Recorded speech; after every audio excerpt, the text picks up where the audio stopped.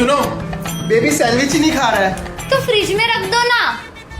Fridge में? हाँ पक्का? हाँ, हटो, तुम मेरे सेल्फी में आ रहे हो। ये सैंडविच यहाँ क्या कर रहा है? अरे बताया तो था, बेबी खा नहीं रहा था। तो बोला था ना फ्रिज में रख दो। तुमने सैंडविच के लिए बोला था? क्या? खत्म, बाय बाय, टाटा।